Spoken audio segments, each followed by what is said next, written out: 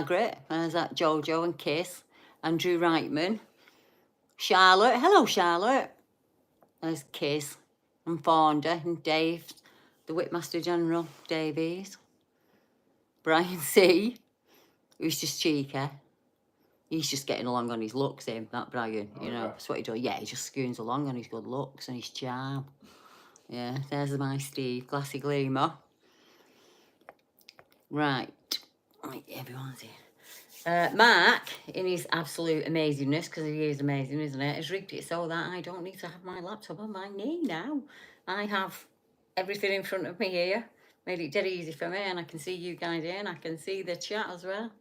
Doing really well. So, let me just, first of all, I just wanted to say thank you, because I've noticed how many people are sharing and commenting and clicking like, and it really makes a massive difference. And we've had a number of sighting reports that have actually come in through the YouTube comments. Andrew Reitman, who's in the chat now, has kindly allowed me to share his experiences. Simon Linford the same. So it's becoming an area where we're getting quite a few sighting reports from. And each time I put a video out, I get a number of emails or messages on Facebook about it.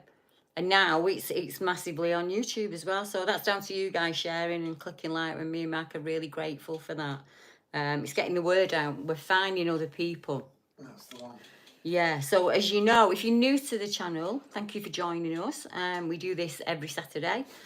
And if you return every week, like you guys do. Hi, Slice. Hi, Maggie.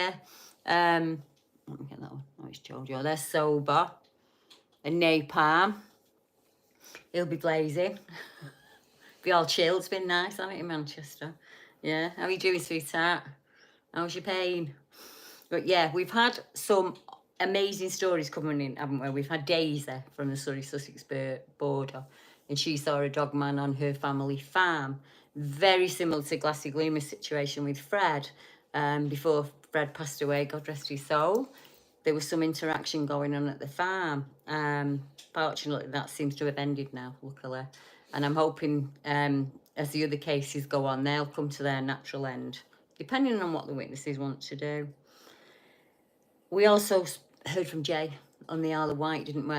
Another person who grew up in an area that he played in, and dens in, and, you know, rope swings, and the rivers and the streams, and fished. We all did sticklebacking and all of that back in the day, catching newts, you know. And we had the Rendlesham reports that came in, obviously, didn't we? The strange figure there that's following people around. We've had the amazing case at Pets Lane. Chrissy has filled us in, where there have been a number of orbs caught on camera in dark shapes, figures stood at the door, and a small orb that turns into a hand. Most amazing piece of paranormal work I've ever seen. Yeah. Video, in all honesty. And doing the analysis, hearing back from the TV guys and everything, it's absolutely bob on. It's not been tampered with in any way, shape or form. And Chrissy was amazing, and she shared that with us so that other people knew what was going on. And that even when there is a dark presence, sometimes it can just be misunderstood. And before we jump, you know, to satanic panic, which Chrissy and Simon never did that. They accepted it was probably an old owner of the home. And he just probably, you know, I don't like progress, and most of you in the chat don't like progress. And I think it must be awful to still be here in a place you love and to see it not in the way it used to be. We were driving down near my mum's, weren't we, the other week, and I said to you, oh, I've just had an awful flash. I can just see all these fields just full of like tower blocks, you know, in the future, like something out of Judge Dredd. And the idea of it, I mean, there's been farmland there since at least the 14th century, because that's when this Worsley Old Hall was built, was the 14th century, and there was a building on it before then. So the idea of that being covered in tower blocks is just awful, but I suppose one day that's what it's going to be like, isn't it?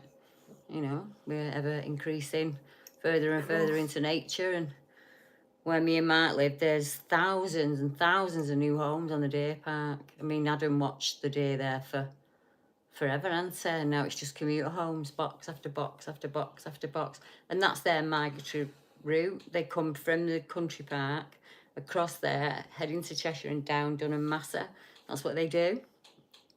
And at this time of year, it's a really important time of year for them, because normally the hinds would all be together while they have the young, you know, and that's not there for them now. Just building site after building site after building site after building site. Like, what do they do? What do they do? It's like, it's absolute madness, isn't it? Which honestly brings me to a point. One of the things I've noticed, and I think you guys have as well, as the reports have come through, these are all people who are connected to these areas or have a strong connection to it. I mean, even an area you move into, if you care for it and look after it and you walk on it, it becomes yours, doesn't it? You know, so it's that kind of, you don't have to have an ancestral connection to a piece of land for it to become yours. And that seems to be at play all of the time. So coming up in the next couple of weeks, I'll let you know, we've got Ethan on. Ethan, let me interview with him. He lives down in that area, Jodrell, Cheshire, Ellesmere Port area. We have a lot of Dogman reports. And he saw on a country lane with his mum one night what he described as a four-legged creature. It's only a farm lane, so there's not, you know, there's no line in the middle of it. You can't get two cars. It's pitch black out there. It's like Rixton, Glaisbury area where my grandparents were from. So there's no street lights. It's like, it's proper countryside. And they see in the middle of the road this almost white, transparent creature. It wasn't transparent at first. You remember when Daisy said, when she turned the corner on the cart track, she saw the Dogman, and it was almost like it was sucked away, and it became transparent, like it was rubbed out. That rang a bell with Ethan. I actually met Ethan 5-6 years ago. I took his report back then, and we've stayed friends ever since. And I just said to him, well, you know, he said, that really strung with me, Debbie. He's always struggled to be able to tell me what that creature in the road looked like. And he sent me a number of, honestly, what we'd call a Dover demon or the wraith. So that white figure down on all fours, but had a raised back, very canine looking, no features. And it was just there in the middle of the road, and they picked it up in the car lights.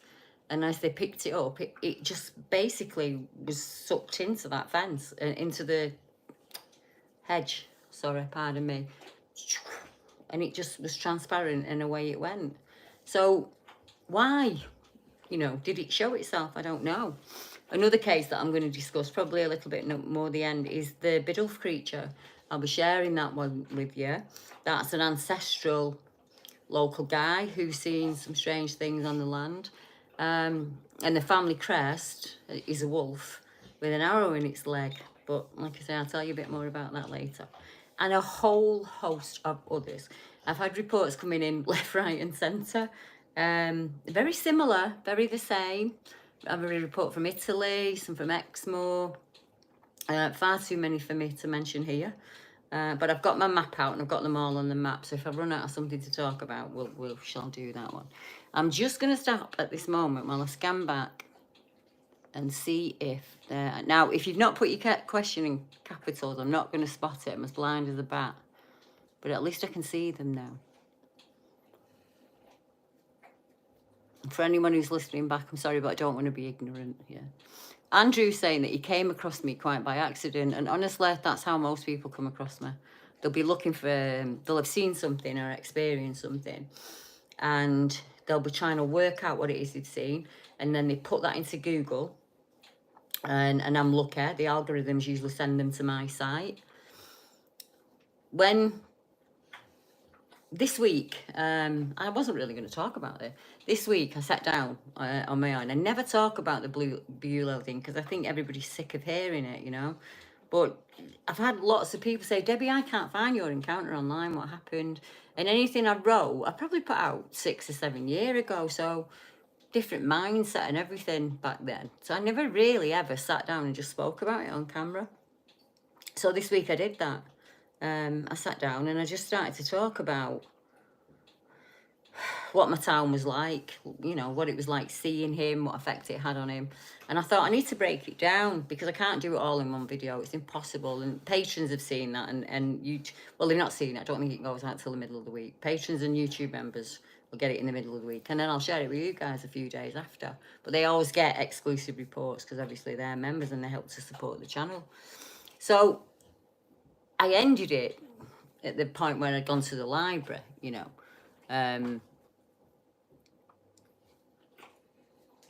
get to that one in a second, Charlotte. So yeah, I kind of ended it where I'd gone to the library, and the woman handed me Stick of the Dump. But I wanted to pick up on that.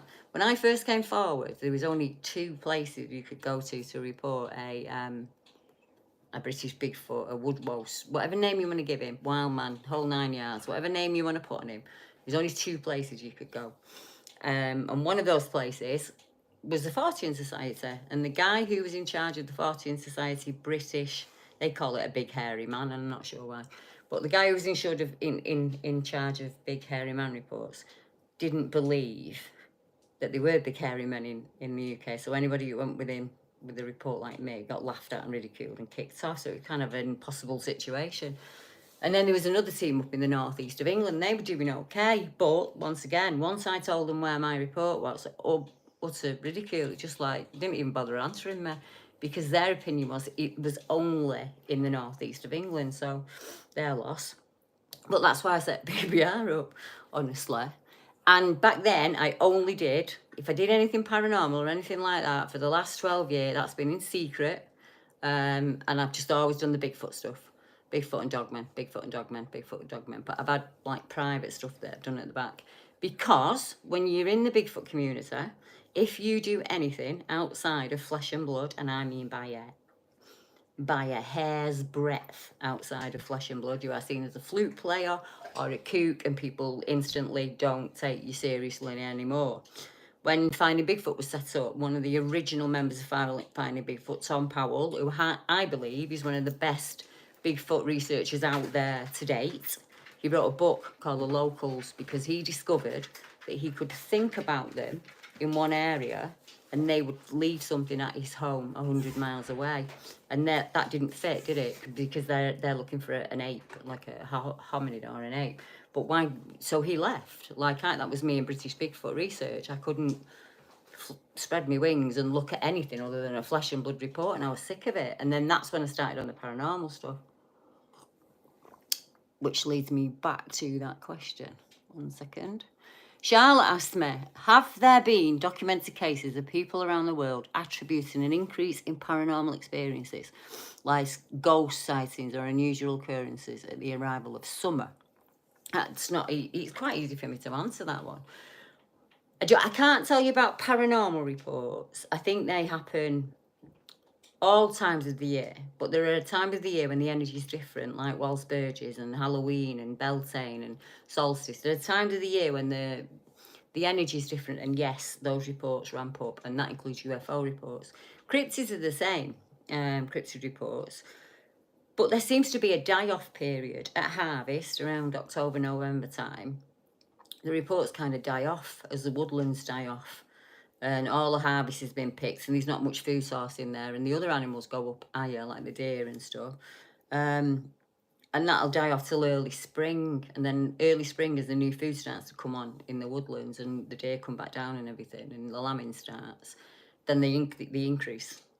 But one thing that will set them off, even if it's in a quiet period, is if it's land that you go on and disrespect, you'll get a cryptid experience. Land that's been, like the new bills, so as he's digging these new bills everywhere in the country, they're disturbing ancient burial. Every single place in the UK there is probably a person buried. We live on a tiny island. And you can, come on, we've seen it, guys. They made, dug a car park and found King Richard, didn't they? Every single piece of the UK has somebody in the UK has probably died there. So if that happens, like an ancient burial site's been dragged apart, something like that, and yeah, it'll wrap up. And I worked a case actually, where not that far actually, in the same region we're talking about now, kind of Ellesmere Port kind of area. Young girl moved into a new build, got little children in small school. You know what it's like. You come back from school, you go to your mates, you have a brew. And then you go home and you clean up, don't you? And you go about your day, you go to work, if it were me. So that's basically what's happened. And they picked the kids up from school. They've gone to Asda, of all places, just to get the shopping, like you do. They're walking through a tiny bit of woodland that's been left on this new build. And as they're walking through the woodland, that predator-type rushing energy goes between the two of them. So, like, hair goes. They both feel it. It's awful. They feel like they've been knocked out of the way. couple of days after that, she sat in a friend's having a cup of coffee, and they see a little Victorian boy running around the side of the house. And she goes, oh my God. And a friend said, oh, thank God for that, you've seen him. And they talked to the neighbours, and a number of the neighbours had seen him as well. And there was, I think there was an old workhouse on the site, from what I can remember. So I just think he was probably just looking for mum, just going about the circle looking for mum. In a home where you've got a mum and small children, it makes perfect sense to me. Right, Lim. Debs, do you think with your encounter he was just looking for somewhere to hide and you happened to be there? In the video I've made, Nelly, I've actually filmed where we were, as rough as it was. So you actually can see where I was sat at the time. So that's what I wanted to do. I know so much about Beulah. I didn't at the time. At the time I was a kid. The only thing I knew about Beulah when I was a kid was it had the best trees that you could climb, couldn't you, Mark? Yeah. The lads used to go skateboarding there because the hills are like that. It was ace for horse riding. You could like ride the ponies. There was a menagerie, like a small zoo that you'd call it now. It was more like a small holding, so it had like ducks, rabbits, horses, all kinds of stuff, didn't they, Mark? All kinds of animals. And when it was like spring or summer or school holidays and you go, they had this like shed. It's made up of 2 parks actually, but unless you're from Salford, people don't know this. The lower part's called Seedley Park and the upper part's called Beulah, because they were separate. Seedley Park was where you went on your holidays in the Victorian times. So if you were one of the mill owners, or you know, you were a merchant or something from all across the northwest of England, there was a lake there, and there was like lake rides, and there was big fountains, and I put those photographs in. The royal family visit it from every now and again, so there's usually a big hoo-ha when that happens. That was but when the thingy was there was a few greenhouse. well there was, yeah, well I put that in. So the things that I talk about to you, like the sensory gardens, to try and make you get it, I'm talking like this, but I'm also showing you the photos of them so you can see them as time goes through. These photos, I put some photos of me in the park when I was a little kid, so you can see them, you know. Just try and normalize, like try and get as much information across to you guys as possible. At the time, Nelly, I thought that he was in that park looking for a victim. He'd come to get me because I was a 15-year-old girl, and he was going to drag me into the woods and do what monsters do to 15-year-old girls. Now, I don't think he was. I think I'm connected to that land and he's connected to that land. And things that I'm not prepared to talk about yet in my DNA, there are certain people who've conjured things there that I've done my DNA that, oh, Jesus Christ, we're not like, we're 18th cousins removed. But that's massive when you go back 18 generations. Everyone's related. Do you get what I mean? But when I'm talking about family blood and stuff like that, I'm thinking, oh. Now, I've even put the picture of the stones in. We found the elephant stone. It's at Agecroft, so I've got a picture of that. And we never found the other 3, did we? No. We've searched high and low. Kelly Shaw helped me look. And we can't find the other 3. One was obsidian. It was lava, like a black stone on it, Mark. One was limestone. It had tiny, tiny shell fossils, like little tiny cockles and shrimp and all kinds in it. So it was definitely a seascape of some kind. And the elephant stone, I'm not really sure what he's made of. I think maybe granite, but it looks like a boulder that's come from a glacier, in all honesty. And I wondered if it was a combination of those stones and that day, and me being connected to the area and connected to the countryside, as was the girl I was with. We were different, me and her, in the way that we had families where you, at the weekend, you were in the countryside. They weren't fishing, or you were camping, or do you know what I mean? We got that kind of, when you live on the edge of a town somewhere, not in the suburb, like right on the edge of the suburb, there's opportunities to do that. So for all I lived in a town, I was also really, really connected to nature. So like, just, you know where your food comes from when your dad's fishing for it. You know where it's come from when Dad's come back with boat and he's got fish. You know where your food's coming from. It's just a natural thing, innit? So I'm doing naturally what a kid's supposed to do naturally in an area, eating the right foods and like tuning in every now and again to stuff, because if it's in your family line, it's in your family line and you tune in. I don't really have not really a what is he anymore. I've got to be honest. I don't really have that. It's more of a why. I think that day, It was about 1:30. It was nice, like the weather's been now, so it's like warm, but there was a breeze to it, so you weren't red hot. And we were laying grass and we were talking and talking and talking, and I think he was already in them bushes. I think he was just sick and tired of us. Or I shocked him when I made eye contact with him. I think he would have just stood there until we'd gone. Because he looked shocked to see me. He didn't roar at me or like try and grab me or do anything to frighten me. But why? Like, maybe it was just as simple as I caught that movement. I don't know. That's what I believe. And the fact that there was no noise to the leaves, like when he leant out and leant back in. No rustle. There was no rustle or nothing. It was almost like he was appearing from them. And then he melded back into them. Is the best way that I can put it. Yeah. But he looked flesh and blood. And that's the thing that Tracy was speaking about tonight when I was sharing Tracy's story. She said he can't have been there, but he was. And he looks as flesh and blood as you and I. But that doesn't mean he wasn't dimensional from a non-human world. That's what I'm going to start calling it from now on. Because there's that many words for it. It's just a non-human world, isn't it? So, yeah, I think it was wrong place, wrong time, Nelly. Right place, wrong time. I don't know. It's just, I think it was happen chance, and that's why it happened. But then I had experiences before in that part that I never put down to him. Just strange experiences where someone had shadowed me in the bushes, and one where I got a warning not to walk across the car park. It was like, no. And there was no arguing with that one. So I think they're connected now. I think maybe I was always in the park. I don't know how to explain that. Like, I was one of them kids. I'd wander. Like, I was always in trouble for wandering. Escape. Yeah. So I'd tell my mum like I was just on the next block and I'd be off. I'd be gone. When I was a little kid, when I was about 5, I used to cross the motorway to go down to Drinkies because I was obsessed with Drinkies. Absolutely obsessed. And the pipes in Bewley come out in Drinkies, the sluice pipes, and I always wondered, am I connected to him in some way? You know? Is it a personal connection between me and him? I don't know. I don't know. Oh, hi, Tina. 1 second, I'll get my map up.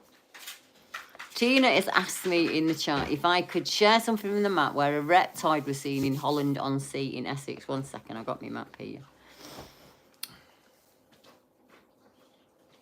Thanks to my lovely husband, it's not easy now. It is, Mark. It's miles easier. Holland-on-Sea. There we go.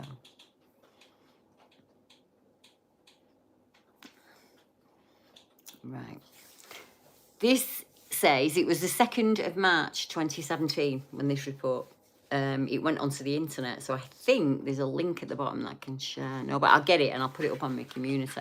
Witness report. I was putting my bins out in the garden and I heard a strange noise that sounded like someone falling from a tree. So I think it was like dark when he was putting the bins out. I looked over to where I heard that noise and I don't know what kind of being it was, but there was something there and it just looked at me. I felt like I was dreaming or something was off. It was surreal, like something out of a movie. The thing I saw was about 7 foot tall and he looked like a human with lizard skin. It moved 1 step closer to me and I moved back almost into the house. And it then changed colour and went completely invisible and jumped back up into the tree that it had fell from. The branches were moving, but I could not see it at all at that point. It sounds messed up, I know, but that's what I saw. So it's similar situation to me. You've got a being that's already in a tree. And he's come out into the backyard to put his wheelie bins away. Clacton-on-Sea, he's right on the coast, isn't he? I'm looking at it now, and he's just basically a lane away from the coast. So you've got all the UFO experiences that happen in that area as they come across, you know. I just want to look at the other reports in the area. 1 second, I'll pull it down. Let's see what else I've got. It's near the estuary at Parkston, where Shotley Gate, isn't it? So we've got the Hamford Water Nature Reserve. I'm not surprised really when you look at it's between two estuaries, isn't it? So you've got that area of land again that's between two water sources. Earthfile said, that was your calling though, Deb, to create that safe space, Gabba, or from them, the Fortians. I didn't have a choice. They said, I was the wrong sex, only men did Fortian studies. Yeah, 1849 phone, they want you back. I wasn't educated enough. You don't need to be educated to be a witness. You can have any level of education to be a witness. I wasn't an expert, and well, neither are you, because you've not seen it. But if you give yourself the badge as the biggest, cryptid investigator in the UK, that's on you, sweetie pie. I wouldn't do that until I've actually saw a cryptid myself, which you never have, and you don't believe in. So what a ridiculous situation to be in. Hi, I would like to report a Bigfoot sighting in the UK. Oh, these are the people you need to go to. So you go to those people, and they go, but we don't believe in Bigfoot in the UK, and you're a liar. And it doesn't fit with what we decided, because they were so out of touch with what was happening in the UK. They actually made up a word called a zoo farm and said, no, all of these people are lying because we don't believe in the British Bigfoot and they're just seeing zoo farms. The arrogance of that, eh? So yeah, take my glasses off so I can look you straight in the eye when I say it. People ask me how I feel about that man, and I'm going to tell you now. He's done more for British Bigfoot since I came on the scene than he ever did himself, because every single person he turned away came to me because he treated them exactly the same way. The other guy, the one from the northeast, who said, oh, they're only ever in the northeast. Only time he ever gets in touch with me is when he's got trouble and he wants to go and have an argument with somebody. Or he'll say, right, I found this out about something. Here's where they told me that he's dodgy. You know, him who I work with and I'm dead nice to and like I'm best buds with him and everything. I've got shit on him, but I'm not brave enough to give it out there, so I'll give it you and you go and do it. And I look at the message and I think, silence is an answer, my friend. But yeah, there's a lot of that goes on. So I decided back then, well, then I'm just not going to do what you guys expect me to do. There's people out there the same as me who are having experiences, and they don't know what that creature is. And when you see them, you don't get a booklet. Nobody says to you, this is what you saw. This is where they come from. This is how they mate. This is how they, all of that. This is got it all sorted for you. There you go. There's the frequently asked questions. Go away and have a read of that. And then come back and I'll tell you that you saw a bin bag, because that's what he said to me. Well, he went from telling me I'd seen a bin bag to saying I was raped in the park, didn't he, Mark? Yeah. In fact, I think he said I was raped by several paedophiles in the park, quite recently in the last 6 months. But that's what you're dealing with in this subject. So that man stalked me since 2017, but there you go. Why? Because when he realised that I was taking decent reports that were coming in, and we were getting decent evidence, he sent me a snotty message that said, right, I've thought about it. Give me everything you have. Give me everything you have, and I'll have a look at it. And I said, no, do it yourself. Well, give me all of your witnesses. No. If you go and do your job, and I'll go and do my job, and we'll see where we are in 10 years, sweetie. Yeah, and I'm doing all right on my side of the teeter-totter. Oh, yeah. He's sat in a group going, phone the DWP. She's left the house again. Yeah.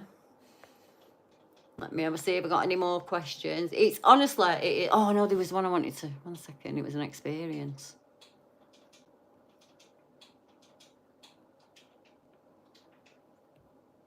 That's it, vigilante. When I sometimes think, when we see these cryptids, if someone lets them out for the day or the night, just like a dog let out for a few hours at night, and the cryptid's brought back in doors later. I get what you mean. As in, some people believe, don't they, that the government owned, but there is also the some of them that are enslaved by other beings, because there are beings out there that will enslave other beings.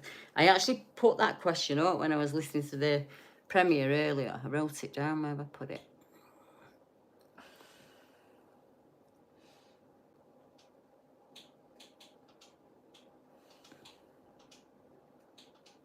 Yeah, as I said, there's beings out there that are there to like guide you and help you and warn you, like Tracer and the imaginary friends she had as a child. They warned her of things, they kept her safe, so she didn't see them as frightening in any way. But the problem you have is, Let me just get back to it. We don't understand what they are. And I think sometimes we leap to conclusions and we put several cryptids in the same thing. I don't think all Dogman sightings are the same creature. The descriptions are totally different. Totally different. We were talking about it earlier. And they're a good example of what I mean. Look at Bigfoot reports, like really look at the descriptions, and they are different depending on what area you're in. You know, the averages. So look at the massive 9-foot tall giants that you get in Washington State, and then go all the way down to the skunk ape in Florida that's said to be about 6.5 feet and really scrunch, very different looking, very, very different looking. And that's how it should be. Human beings and other animals look very, very different depending on what part of the world that they grow up on. And if you live in a small island, animals adapt to that smallness. If they live in a vast region, they can be bigger and, you know, and larger and all of that. So, as I was saying, so Dogmen, we'll do Dogmen because it makes it much easier for me. So you've got the typical werewolf. So we're talking like dog's legs. So they've got hocks. They've got that typical, I can never remember what it's called. His ankle begins with a sh. Can't remember the name of it now. It'll come to me eventually. Typical dog's paw, but like longer. Typical dog's legs, dog's paws on its hands, tail, like loopy ears, like a normally mentioned as a German Shepherd or an Alsatian. Then we have the ones that are like jackal-like, so they've got a much thinner snout. They've got a much thinner body, not as muscular, not as thick, and far less hair. So almost hairless, like a hairless dog, but still hands and paws. Yeah. Paws, sorry, not hands, nothing human other than their eyes. And then you've got the ones that are human bodied, so you've got hands and feet, male genitalia, no tail at the back, ears on top of head, wolf head, always cited as a wolf head, like cynocephaly or Benendancy, something like that. And then there were what I call the hybrids, almost like an animalistic thing that's been made, and they're normally the ones that you see around Ministry of Defence land. I don't think that they are all just one species. I think that's impossible. I think they're all different. I think some of them have been made. I think some of them have been genetically. Let's have some of that and some of that and put that together and let's make this super soldier. And I think human genes been thrown into that. They really, really do. Roger Blair saying in the chat, there could be a slight chance that the Yeti, Bigfoot and other cryptids of the same nature can be related, all descended from one ancestor. And I think in times past, Neanderthal and modern man mated, and other hominids have interbred. We had hominids here in the UK. You know, the land bridge, 6,000 years ago, there was still people coming from Europe. So we were bound to have mixed our DNA, and that's why people in the UK can normally get your DNA back to 5% of a Neanderthal gene, or you'll have about 5% of sub-Saharan Africa, because that's where we come from, early man. And you know, there's been lots of climate change over the years, and the planet does that naturally. Yeah, it's what happens. It's called nature, and societies end and societies start again, and seas dry up and glaciers melt and fill them again in different areas. And that's why you find seashells on top of the Pennines, because it used to be underwater once, you know. That's what life's like. That's how we live on this planet. And if you take yourself back, I actually wrote if you take yourself back to primal man, forget about the guy you are now or the lady you are now with your car keys in your pocket and your phone, you're watching me on it now. Take all that away. That's all gone. And you wake up in the morning and everything's gone. Society's ended. And all you've got is a knife or a sharp object. The first thing you're going to worry about is not your car, not your telly, none of that. You're going to think about your loved ones, and luckily they've survived. And the next one's going to be water. And then it's going to be food, and then it's going to be shelter. And you will not rest until you've got them. And I don't mean for a night. You can catch one fish. It'll do you 2-3 days. Yeah, if you do it right. You can probably catch a rabbit, chuck a duck at it, kill it. I'm talking long time. I'm not saying surviving. I'm talking about thriving. If you need to thrive outside, you would be a completely different person. You would be primal and territorial. And the things that you did would not be recognisable as human. yeah, because you would be at your base primal in the same way that we were back then. So when we see an ancient being or a cryptid or anything that's almost of that description, they're primal. They're not us. They didn't go to school. They didn't have a job. They're primal. They act on primal energy like an animal does. And we expect an animal to be different than us. And we fear them. And that's a healthy fear. That's why we fear them. Because that primalness emanates from them. So Tracy kept asking, why was I not frightened when I saw him? When I saw him, he was crouched down. He was definitely animalistic. And he stood up and we made eye contact and he was majestic. I actually wrote down what she put. He was regal and majestic, brutal yet regal. I was in awe of him.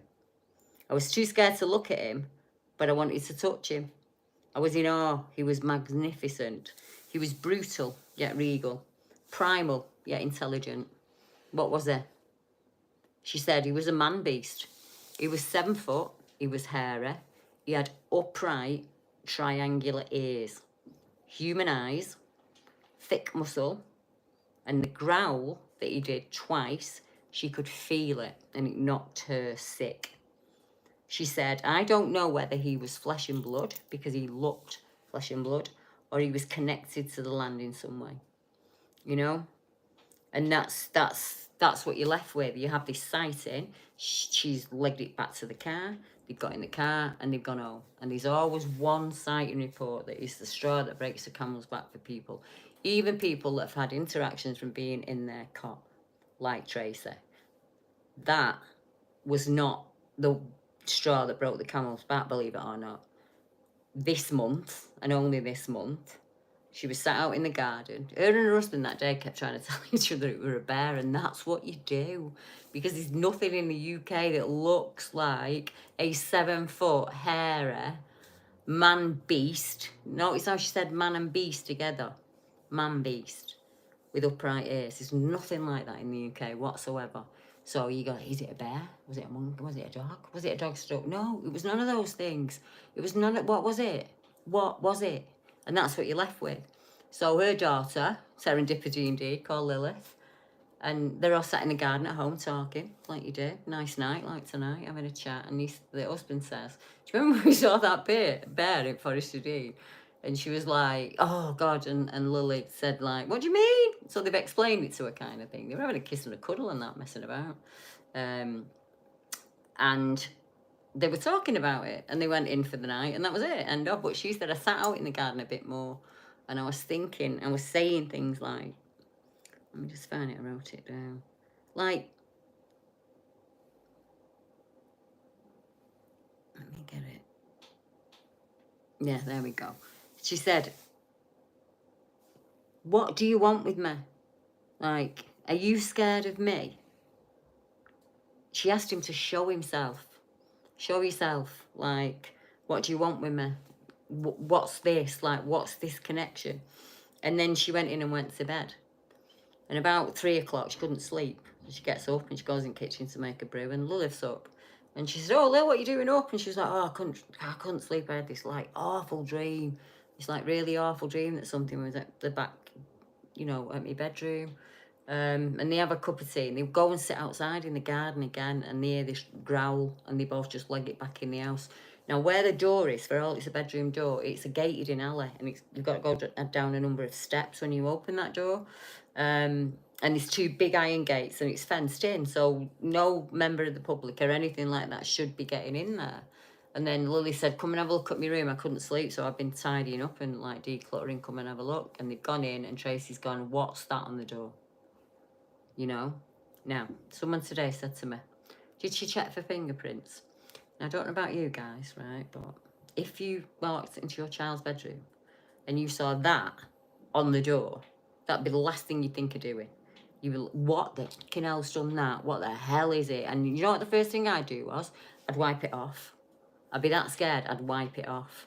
And I'd be worried about my kids and my family. I wouldn't be thinking, right, well, someone on Facebook's going to ask me if I've got fingerprints I need to, that's just ridiculous, isn't it? Absolutely ridiculous. But yeah, so there is an update to all of this, but I've had a couple of days off, as I should, so I've not opened it yet. I've had a bit of a struggle trying to get across to people what actually Earlon syndrome is, and Mark, and they don't seem to understand, and I get that. It's not a well-known ism, you know. It's kind of like Asperger's or being on the spectrum. So when I say to people, I can't, if you send me a really long email, I can't read it. It's not that I can't read it like dyslexia. I can't read it. It breaks down and it starts to run like rivers and I can't see it. And it can really, really upset me and ruin my day for no particular reason. That's what Earl's syndrome is. I'm on the spectrum. I can remember every single thing I ever read. I can't forget anything. But I can't read long text. So if someone sends me a WhatsApp message and it's really, really long and it says read more, the second I hit read more, I get vertigo, I feel sick, I get an headache. And then I'll say, please don't send me any long texts. And then they'll send me like another 10 long texts. And then I'm like, please, I've explained before, I've got like, please. And it's happening all the time now. So like the YouTube comments are getting longer and it's really affecting me disability. So I'm slipping further and further and further and further and further behind trying to keep up with it all. So Mark said to me, Deb, you need to explain it to him and tell it to him.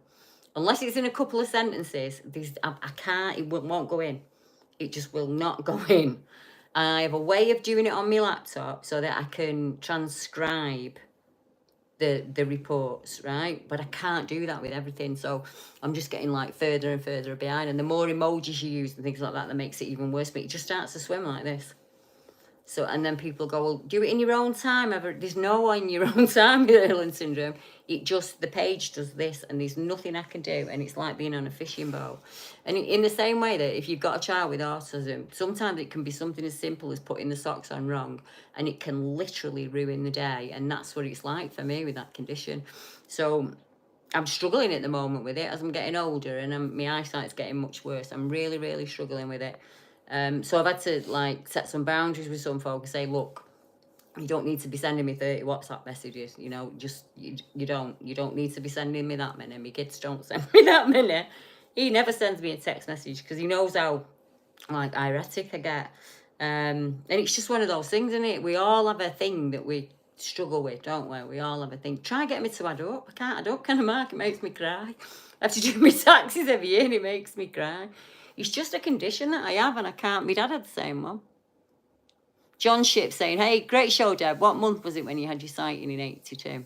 I think it was before we split up. So you know like you have the big school 6-week school holidays. It was before that. So it was on past June. I think it was about this time of year. Like May time. Because we were still in class. Yeah, so we hadn't. So it'd be between now, wouldn't it, and the summer holidays. So it wasn't probably May, June, but I think more May. It was about 1:30.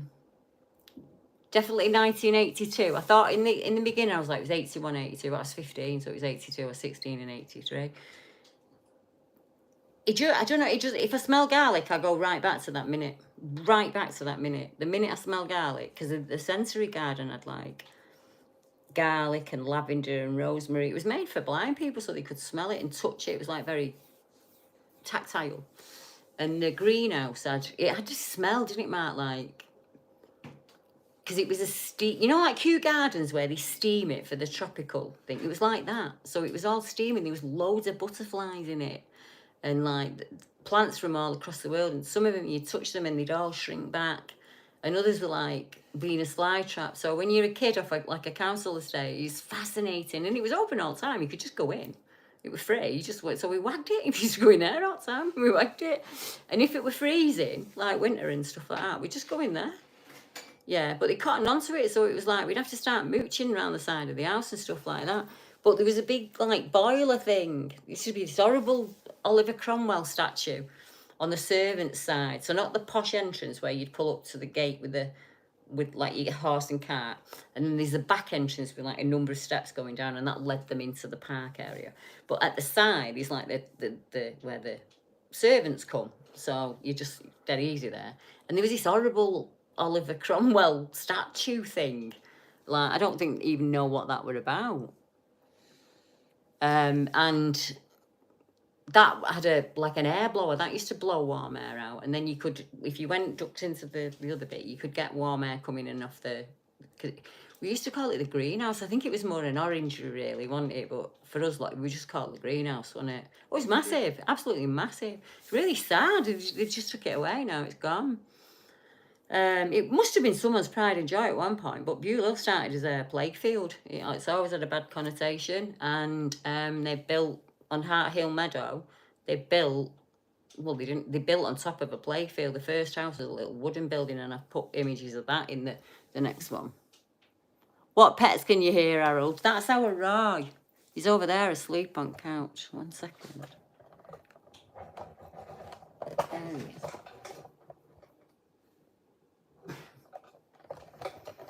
When it's his bedtime, what time are you on? Give him 10-15 minutes and he'll come over here. You'll hear him rattling and he'll come over here and he'll start. No, that was Mum. That was Mum. Sorry, mate, that was Mum. And he's got to go outside now and check that there's no bad guys outside. Yeah, about 10 past, quarter past, he'll start mithering me to go to bed. He's half a donkey, isn't he? Well, I wanted a horse and Mark wanted a dog, so we compromised and got right. Where am I from, Joel? I'm from a small place in the northwest of England called Salford. And I was born there. But most of my parents, like grandparents and everything, a lot of them are most of them are from Ireland, some from Wales, and then I've got some Prussian and a bit of Basque. But yeah, northwest of England mostly. They came from Ireland, kind of settled all around here. My grandmother's family came across from Russia and like Lincolnshire area, and then came up to the northwest of England. I live in a beautiful place called the West Pennine Moors, like a really tiny version of the Appalachian Trail. Just an amazing place. There's a lot of old burial mounds out there, like Round Loaf and Great Hill and places like that. There's some standing stones as well. It's lovely. No, leave them alone. Mate, no, go. Go. I'll come down. See, I'm having to just skim past a bit because my eyes are off again now. Hi, Ethan. There's the trading cards in the chat. Is Ethan. You'll be seeing me chat with Ethan next week, and I think he's going to come on the live with me afterwards as well, so you can ask him any questions you've got. I don't use, Harold's asked me about psychedelics and DMTs. I don't use them myself. I have enough going on without that, but I am a great believer in do as you please. What you want to do is what you should do. Yeah? You want to do it, do it. Yeah? Don't let any other man beat your drum. You bang on your own drum. So I don't put anyone down for any of the energy. If I like it, I'll have a try. I was used to be a try anything once kind of girl. Yeah? But I was one of the unfortunates where I was married at 18. And I had to have a job, so weekends I'd be partying my head off, and all week I had to work, and it's kind of like that now. But when me and Mark party, we go up to the moor. Did you like the horses? Eh? I was trying to go up to Wilder's Wood, the idea being, everywhere on the moor is dead bright and lovely, and even at sundown it's bright and lovely. But Wilder's Wood has this connotation to it. It's like thick black treacle, and I do not like it. And I want to show you the difference. I want to stand on the road where the horses are and get good light, and then go in, and the second I move, my signal goes, doesn't it, Mark? Yep. So I keep trying different ways of trying to do it for you, to get it for you. But yeah, we were up there, and young Mare was having this, she was having him over, she was leading him a right merry dance. But I love watching him. They have this whole thing, don't they, horses? When they're falling in love kind of thing, as do all animals, yeah. So we had a flask, didn't we? Yeah. Went up there. Mark took dog for a walk beside the reservoir, and I could see the water because we went a different way this time. It was a really nice night. It was dead healing, wasn't it? Yeah. So it was like the best thing to do at the end of the month. Carol's asked me again about psychedelics. I just think people should, the ancients used them, didn't they? I wouldn't put anyone down about them, because the ancients used them all of the time. And there are tribes all across the world. And for me, they're a plant. So being a hedge witch, I don't see anything wrong in using a plant in every way that it's supposed to be used. Because the ancients put it on the land for something. Somebody said to me the other day that I'm awful not believing in God. And I just thought, how does that work? Because God's an ancient, isn't it? People believe that God is an ancient being. And I believe in the ancient beings, just not that God on a cloud. Like, I don't have a religion, and I wasn't brought up with any religion. But I still believe in a creator, you know. So it's like, they wouldn't have put it on here if we weren't supposed to use it, would they? And, you know, and marijuana is a massive... It stops my pain. So you get a lot of people going, Debbie has a weed. I do have a weed sometimes. It stops me pain. It stops me vertigo. If things are swimming and I can't do my airline thing, it makes me concentrate and zone down. So it's like, what's the best thing for me to do that? Or go and get 17 different pills off my doctor? That's all right. No. I don't drink. I used to be really good at drinking. And years ago, I used to party. I'm not an hypocrite. I'm just checking. Zombie. Why, Joe? Don't put zombie apocalypse. I have a thing about zombie. Just, right, Andrew's put, Deb, did you hear about the dogman that got shot dead by the trucker in the States? He had a government... No, I don't listen to... There's another thing I struggle with is I have to go into my cases blind, right? So I have to meet each witness completely blind. So I don't watch other people's shows unless I'm in a live chat in the chat and I'm chatting away, yeah? I don't watch other people's videos. I don't watch TikTok videos. And if you send them me, I'll say, don't send me them. I don't watch them. Because I don't. It clouds my judgment. So I need to work on my instinct here with that witness. So if I'm listening to shows that are like influencing me, talking about people being killed and all of this, then I'm going to give them the wrong advice. And in the same way that I'm listening to shows that just tell me everything's positive, everything is positive, I'm giving them the wrong advice. So I don't do it. So some people have got a bit funny with me in the past, feeling like I'm being rude, because I'd be like, why are you sending me 17 videos on TikTok, on WhatsApp? I don't watch them.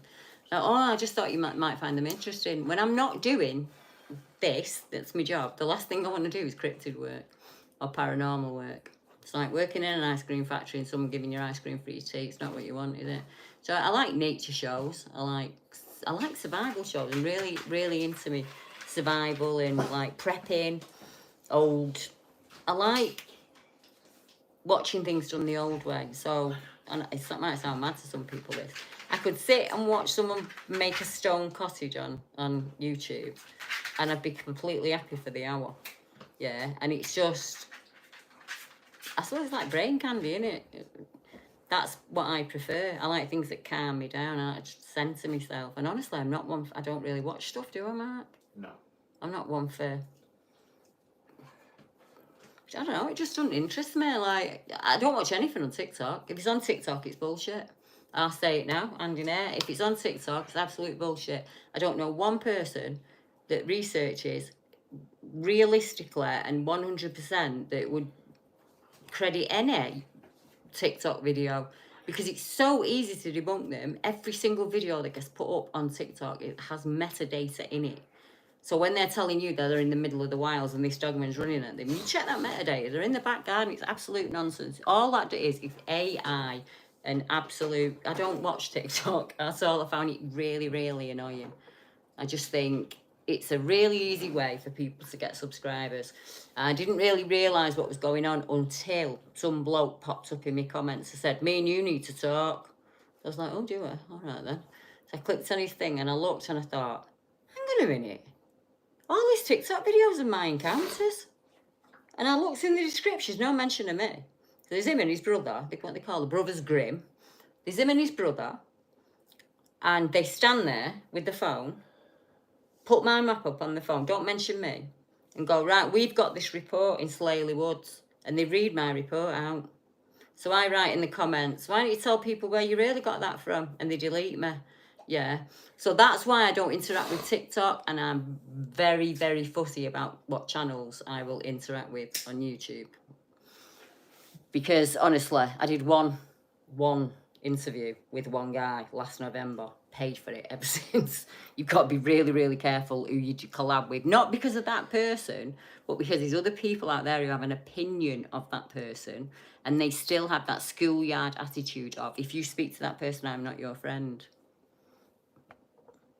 I didn't do that when I were at school, so you know what I mean? I'm not going to do it now. Joe, if that person that you're timing out is that guy who just keeps going on about me being a gypsy. He was at it again yesterday, wasn't he, Mark? Yep. But he doesn't offend me in any way because every single thing he says about me is just not true. So it's like, no, actually, no, that's not me. No, I've never lived in that area. No. Yesterday he said I'd been to Bolton Crown Court. Mark went, he's been in Wigan Crown Court when he did the electrics there, didn't you? Yeah. But I've sussed out how to get rid of him, Joe. It's dead easy. Mark just comments. He'll go on and on and on and on and on at me, right? Going on about what a pikey I am and what a jippo I am, and I'm this and I'm that, and I'm a thief and I'm a shoplifter, and then Mark goes, why are you talking to my wife? I'm gone. Like shit out of a goose. Yeah. So I've realised that all I have to do now is just get my husband to go and comment, and they run away. So like Mark's my troll killer at the minute. Ian Hawlings asked me, what will be the subject of my presentation at Pewsey? I'm on for 2 hours, Ian, so I'm doing an hour. Miles has been really, really accommodating because of my disability. So I think I'm doing an hour about 11, and that hour is going to be split into 2 things. One being my initial sighting at Bewlil and how it got me into British Bigfoot. And then the second half of that is going to be Dogman. So we're going to say like, right, I did all my Bigfoot stuff, and then obviously I started taking Dogman reports. So I'm going to do that. Then we're going off for lunch, I think, and then I think Marty's coming on after me for an hour, and then I'm going to come back on so that I've had time to take my meds and I've had a bit of a rest and a cup of tea and I'm fine. And I'm going to talk about cryptids on military bases. So anything on a MOD land that's in the UK, whether that be a Dogman or a Bigfoot, and the connection with these creatures to the MOD, and finally finishing with paranormal lines in families. And when I say paranormal, I mean it very loosely. I don't mean just ghosts and spirits. I mean any family that has a line of people that has interactions, whatever that may be with. So maybe grandpa saw UFOs and great grand could read tea leaves. That shows me there's an inner ability at play there. So that's it, and I'll round it up at that. And Miles has been absolutely accommodating because of the travel and the way I struggle.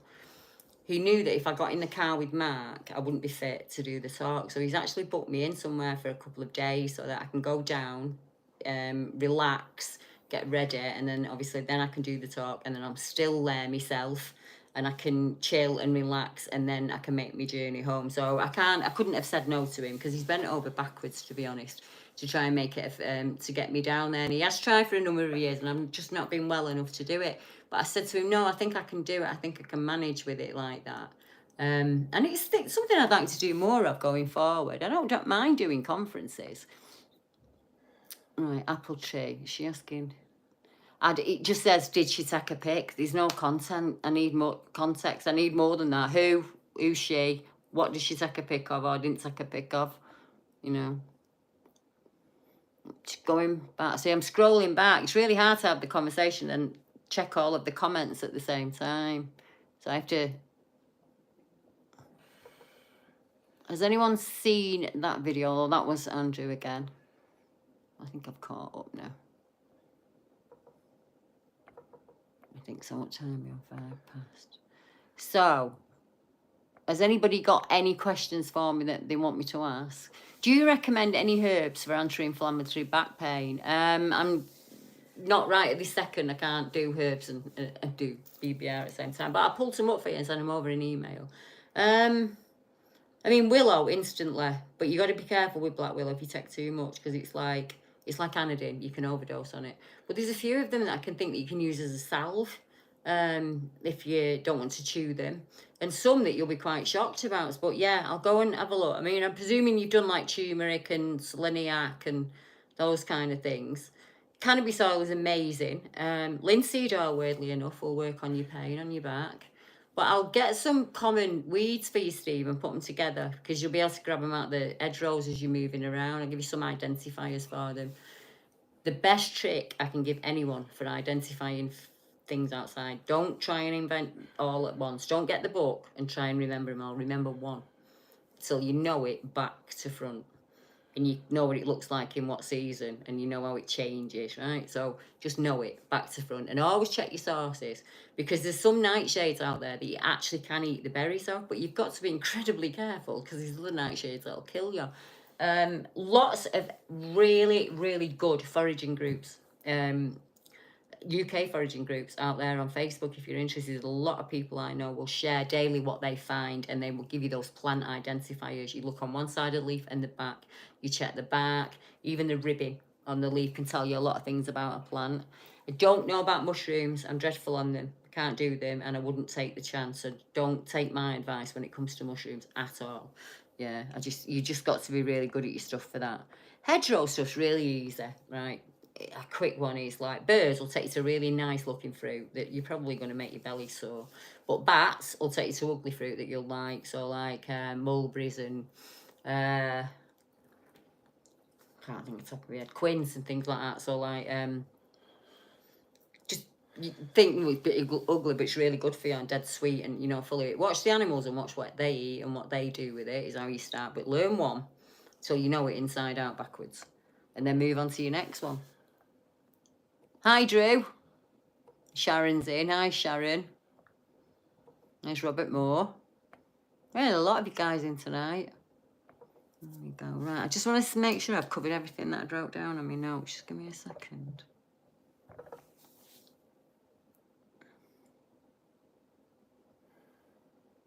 Oh, I wanted to mention the case that I'm going to be working on this week. And it happened in a place called Biddulph, kind of Dogman area, Stoke-on-Trent kind of area. So where the River Trent runs through and all of that.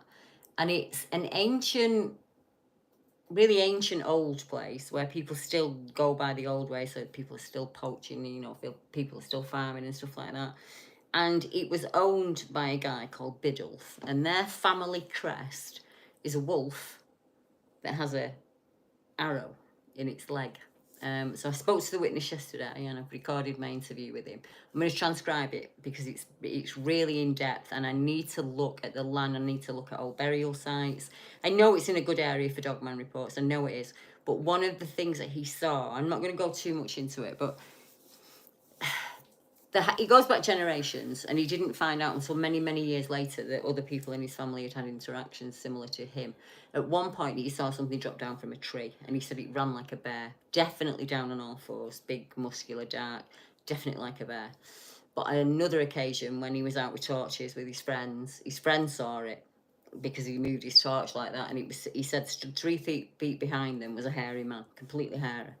And there was no way that he could have got to them without them hearing the trees going, or, you know, on the ground, hearing the footsteps on the ground. So it's a really, really interesting case. I'm going to work on that this week, and you'll get that not Saturday, like the Saturday after. There's a few cases I'm working on at the minute that you're going to absolutely love. So one thing I wanted to touch on, was how do you stop it if it comes to home? So we're talking like the hitchhiker effect. So poor Tracy, she's seen something in the Forest of Dean last year. She's gone home. Things have started happening around the property to the point that this month those marks have been on the glass door, and I will be putting the marks out with an article so that you can read all of that information. I just shared it with you because it was part of Tracy's experience. And then I asked about, was anything unusual about your childhood? And she said that she saw a little elf. She'd always seen things, fairies. When she looked at like twigs and leaves, she could see them sparkling. She could see the magic of them, you know. Children can.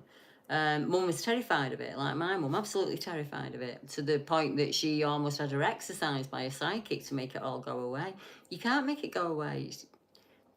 There's like, you can't change your eyes from blue to green. Do you get what I mean? It's impossible. If it's in you and that's what you are, it's absolutely impossible. You can't make your left hand your right hand, can you? Well, you can't stop seeing stuff if you're seeing it, you know? And it doesn't matter how scared your parents get or whether they decide you're naughty or, you know, mischievous. It's not going to make it go away. So, like, one of the best things, I can't make it go away now for her. You know, lots and lots of people will say to me, Deb, I'll pay you, I'll give you whatever, anything to make it stop. I can't do that for you. I can't do that. You've got to do that yourself. I can help you and I can advise you, but I can't do it for you. I can't solve all of your problems. That's not what I'm here for. You know, I couldn't do it. It's impossible. I'd never be able to, you know, be away. It has to come from you. Never make a bargain with it, no matter what it promises you. Even if it tells you to take all your pain away, right? Do not make that bargain, because there is always the other side. You have to pay the ferryman. Yeah. And it's like, if you're going to get into these things and you're going to start mixing energy with cryptids, you really, really need to have some minerals, because I'm telling you, they will scare the shit out of you just to see if you'll stand up to him. When it got really dark for me, do you remember that day, Mark? I was so scared. It just come out as rage, and I just said to him, "How dare you frighten me?" Yeah, and I was like, "You will not force your will on me. You leave me alone, or you'll sit on my feet like a dog." And it stopped, didn't it? I was just so angry. So angry. I was like sleep deprived, and it had just gone on for nights and nights and nights and nights, and I had no sleep. And my neighbour thought Mark was hitting me because I was screaming in my sleep and stuff like that. And it was just like, I couldn't get it to stop. It was just, but now I know he didn't want me to get stronger. If it could have kept me like that, I wouldn't be doing this, would I? No. So it's just like, that's another test that you have to overcome. There have been times where beings have offered me pain-free living. There have been times when people have offered me money and all kinds of things. And I don't want to pay the ferryman. Yeah, if I need something, I'll earn it myself.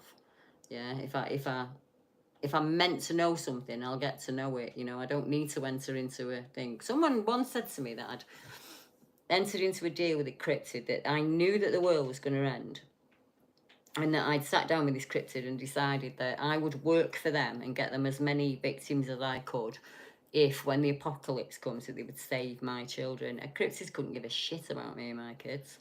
Yeah, the only thing they're interested in me in is because I don't back down and my energy's different, and that's why they're interested to you lot out there. It's your willpower. It's the way that no matter how much life gets you down, somehow you find a way of standing back up. That's what interests them. Like, and the fact that you are curious, even though you're scared of them, yeah, it's the same kind of thing. And Billy said it. I wanted to touch on it actually. Billy from Ireland said it in a sentence before, and I thought, oh, I'm writing that down. He's absolutely right. 1 second, let me find it. Come on, Deb.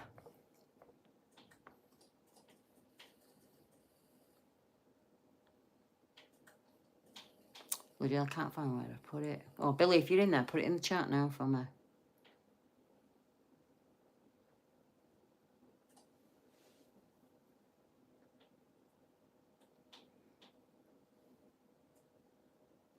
No, I can't find it. Wrote it down. Billy said it in a way that I can't think of. No, I can't bring it to mind. I'm getting tired. But no. Right, and the last thing I wanted to touch on is I just wanted to say thank you to everybody. I see how you come in week after week after week, and I really, really appreciate it. I don't understand what blue names are. Does she mean mods, Joe? Andrew saying, my mum told me that she's seen what could only be described as a leprechaun when she was a girl. She told me it was a surprise to see her, and she was to see it. I get that a lot, you know, people who see the wee folk, and then you get reports even in modern day times. I think it's all connected.